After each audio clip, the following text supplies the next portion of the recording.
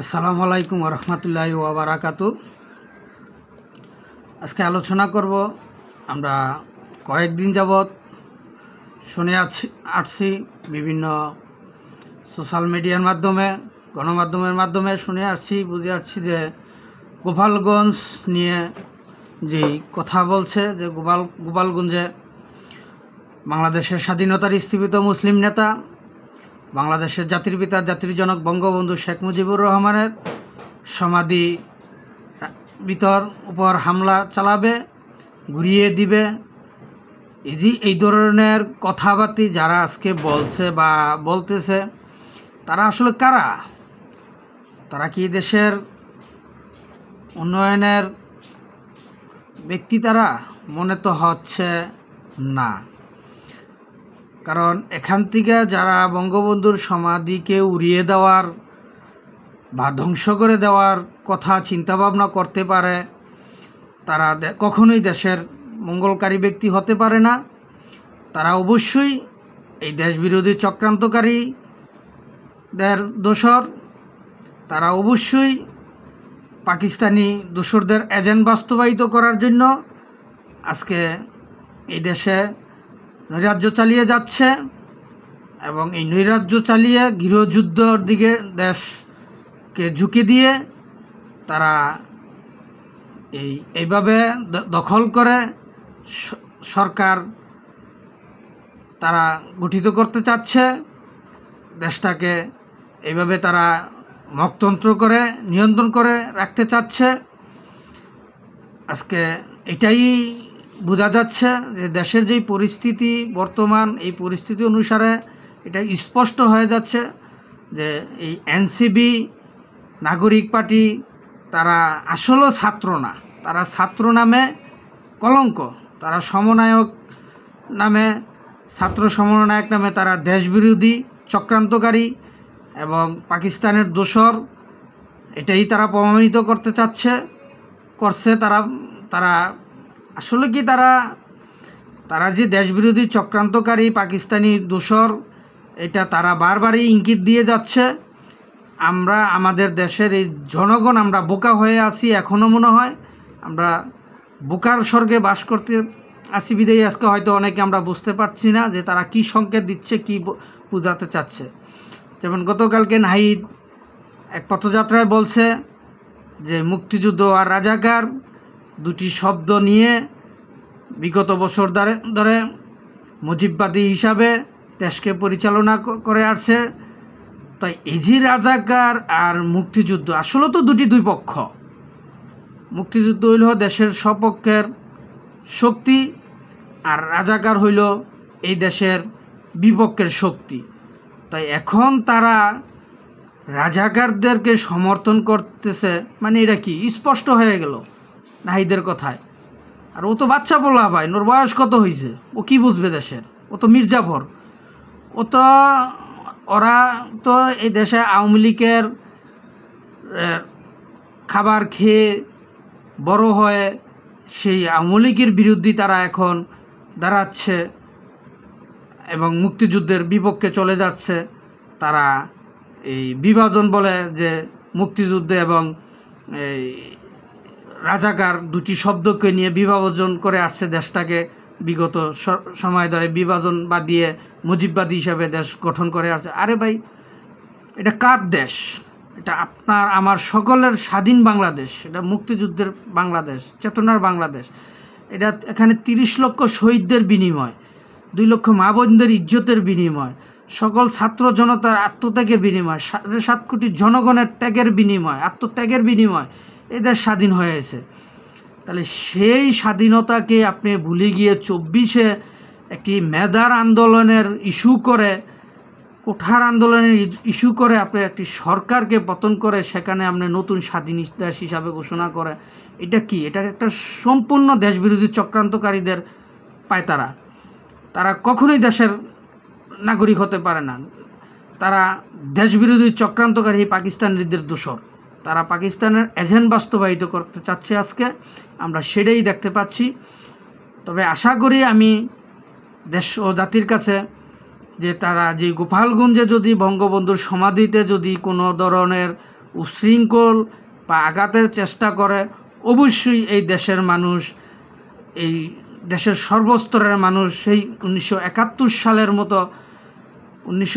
সালের মতো মুক্তিযুদ্ধের চেতনার যে অঙ্গীকার, সেই অঙ্গীকার নিয়ে আবারও ঐক্যবদ্ধভাবে অবশ্যই এই দেশবিরোধী চক্রান্তকারী এনসিপি ও নাগরিক পার্টিদের বিরুদ্ধে অবশ্যই এই দেশের জনগণ মাঠে নামে আসবে। আর যদি এই দেশের শান্তি চায়, এই ইউনূস সরকার, অবৈধ ফ্যাসিস্টের উপরে ডাবল ফ্যাসিস্ট ইউনূস সরকার, উনি যদি শান্তি চায় তাহলে অবশ্যই গোপালগঞ্জের দিকে যে দিক নির্দেশনা দেওয়া হয়েছে বা করেছে সেখান থেকে ফিরিয়ে আনবে তাদেরকে। আর যদি সে সত্যিকারী দেশবিরোধী চক্রান্তকারীদের এজেন্ট হয়ে থাকে তাহলে অবশ্যই গোপালগঞ্জের দিকে অগ্রসর হবে।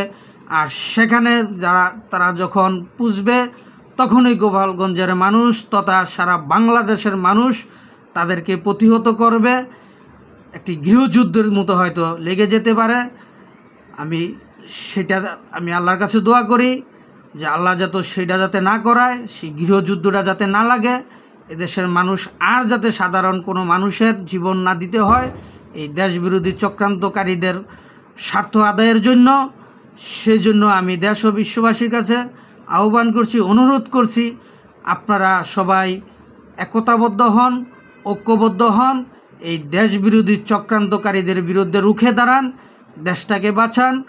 কারণ এই দেশ বাংলাদেশের স্বাধীনতার স্থীপিত মুসলিম নেতা, বাংলাদেশের জাতির পিতা, জাতির জনক বঙ্গবন্ধু শেখ মুজিবুর রহমানের নেতৃত্বে এই দেশ বিজয় হয়েছে, স্বাধীন হয়েছে সকল মুক্তিযুদ্ধের চেতনায়। এই দেশ মুক্তিযুদ্ধের সপক্ষের দেশ, এই দেশ কোনো দেশবিরোধী চক্রান্তকারীদের দেশ না। কারণ এই জুলাই আগস্টের আন্দোলনে এই দেশের সাধারণ ছাত্র জনতা প্রতারিত হয়েছে।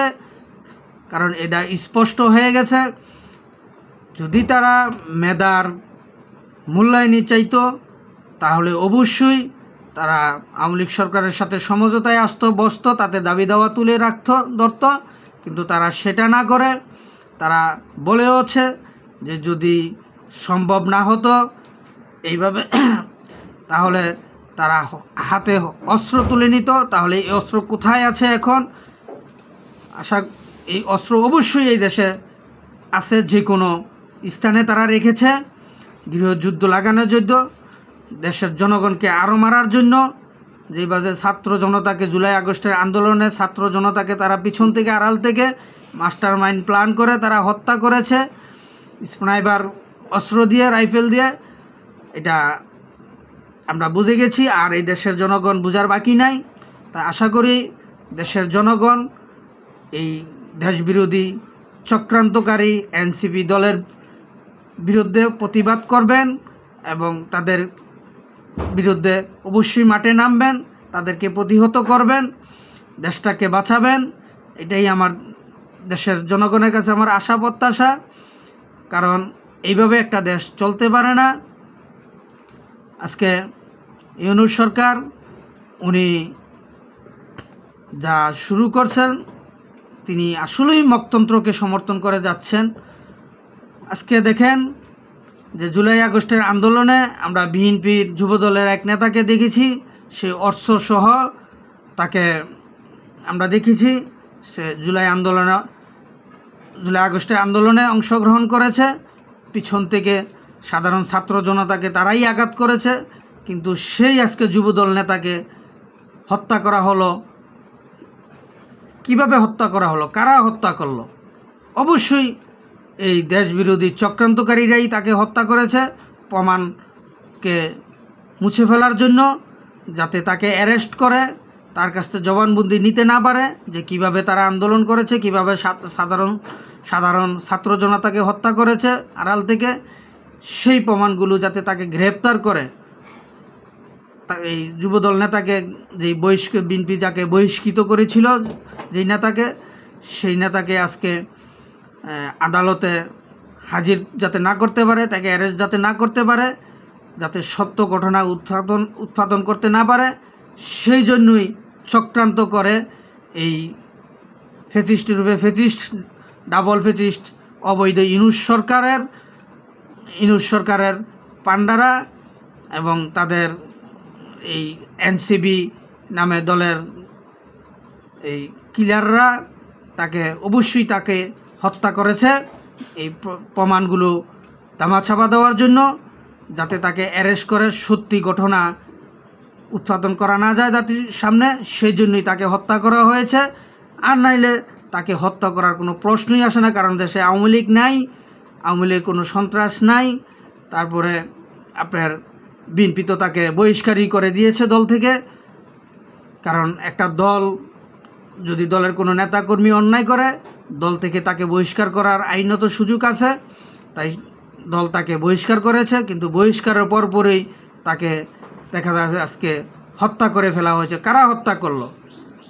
অবশ্যই যদি এই দেশবিরোধী চক্রান্তকারীরা তাকে হত্যা না করতো, প্রমাণগুলো আড়াল করার জন্য যদি তাকে এই জুলাই আগস্টের আন্দোলনের পিছন থেকে তারা যে মেটিকুলার প্ল্যান করে, মাস্টারমাইন্ড প্ল্যান করে সাধারণ ছাত্র জনতাকে হত্যা করেছে, সেই হত্যার ডকুমেন্টগুলো তারা মুছে ফেলার জন্যই এই যুবদল নেতাকে হত্যা করা হয়েছে।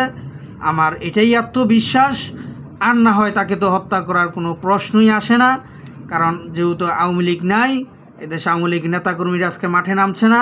আর আওয়ামী লীগ এই মুহূর্তে আওয়ামী লীগের নেতাকর্মীরা কাউকে মারতেও চাচ্ছে না, কারোর হামলাও করতে চাচ্ছে না। আমরা শান্তিপূর্ণভাবে পুনরায় আবার রাজনীতিতে আমরা আসতে চাই, দেশের জনগণের উন্নয়ন করতে চাই, এটাই আমাদের আশা। এই জন্য দেশবাসীর কাছে আমার আকুল আবেদন, আপনারা ঐক্যবদ্ধ হন, এই দেশবিরোধী চক্রান্তকারীদের বিরুদ্ধে রুখে দাঁড়ান এবং বঙ্গবন্ধুর সমাধিতে যাতে একটা ফুলের টুকাও কেউ না দিতে পারে এই দেশবিরোধী চক্রান্তকারীরা, আপনারা সেজন্য সজাগ হন, প্রস্তুত হন এই দেশবিরোধী চক্রান্তকারীদের রুখে দেওয়ার জন্য। কারণ বঙ্গবন্ধুর সমাধি আমাদের এই দেশের স্বাধীনতার ইতিহাসের প্রথম ভিত্তি এবং মহানায়ক, সেই ৭১ স্বাধীনতার মহানায়কের স্মৃতিচারণকে আমাদের টিকিয়ে রাখতে হবে, ধরে রাখতে হবে। এটা আমাদের দেশের, বাংলাদেশের ঐতিহ্য। জাতির শ্রেষ্ঠ সন্তান হিসাবে এই ঐতিহ্যকে টিকিয়ে রাখতে হবে। সেজন্যই আমি দেশ ও বিশ্ববাসীকে, দেশের সর্বস্তরের জনগণকে, সচেতন জনগণকে আহ্বান করছি, অনুরোধ করছি, আপনারা সবাই একতাবদ্ধ হন, এই দেশবিরোধী চক্রান্তকারীদের বিরুদ্ধে রুখে দাঁড়ান, দেশটাকে বাঁচান। আজকে এখানে এই পর্যন্তই। আমার কথায় যদি কোনো ভুল ত্রুটি হয়ে থাকে, দয়া করে আমাকে ক্ষমার দৃষ্টিতে দেখবেন, আমার ভুলগুলো সংশোধন করার সুযোগ দেবেন। এই বলে শেষ করলাম। জয় বাংলা, জয় বঙ্গবন্ধু, জয় হোক সর্বস্তরের সচেতন জনগণের। আবারও জিতবে আবার নৌকা, ইনশাআল্লাহ। আসসালামু আলাইকুম ওয়া রাহমাতুল্লাহি ওয়া বারাকাতুহু।